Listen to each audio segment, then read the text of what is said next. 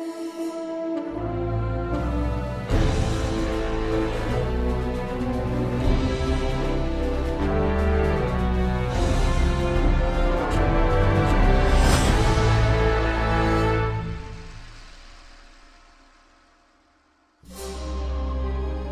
is the future, the far future, and in a stainless steel city of light, as they have done since time immemorial, a mother is telling her child a bedtime story. Once upon a time, the city was a gothic realm of eternal night, full of pain and grief, and a people broken by evil. Muggings, beatings, shootings, killings. The four horsemen of the apocalypse raged unchallenged across an illimitable domain. And then, from the darkest pit of hell, a champion arose. No one knew how or from where. He was as black as the villainy he fought, and he stood in harm's way, between the good and the evil. He did things no mortal man could do. Some say he could fly. Some say he could breathe underwater. Some say he had a secret fortress and slept there to recover from his never-ending battles. Some say he never slept at all. And in the end, he destroyed the dark, banishing evil forever. It was the beginning of the dawn. And with the coming of the light, he was gone. No one knew where, but many believed that he withdrew into his secret fortress to sleep. And that if evil ever returns, he will awaken again to save us, his people. Sleep tight, my love. My little love.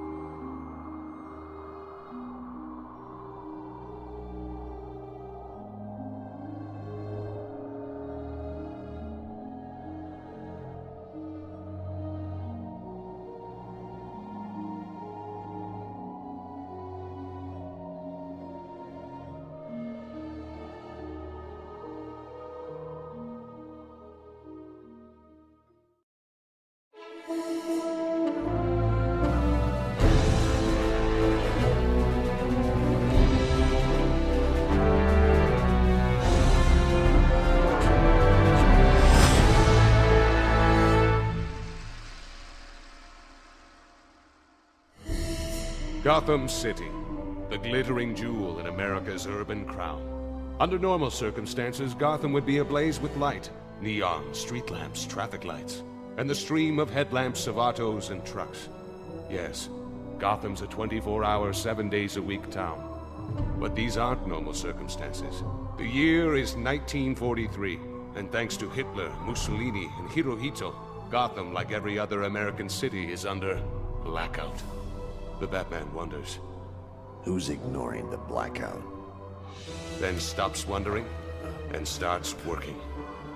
He's a suspicious fellow, the Batman. One of the newfangled Freudians might even go so far as to call him paranoid. But sadly, like so many paranoids, the Batman's suspicions are too often justified. For the sneak thief is the all-too-familiar Catwoman, out for a nightly prowl. Who's there? As if it really matters. Don't you know there's a blackout on? Figured you'd be caught in the draft by now. You should have seen the physical. When you walked in dressed like that, I bet they classified you as 4F. For fool, foul-out freak, and far-blungant!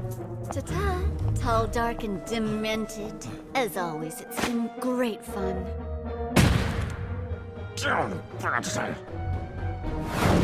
Bye, honey!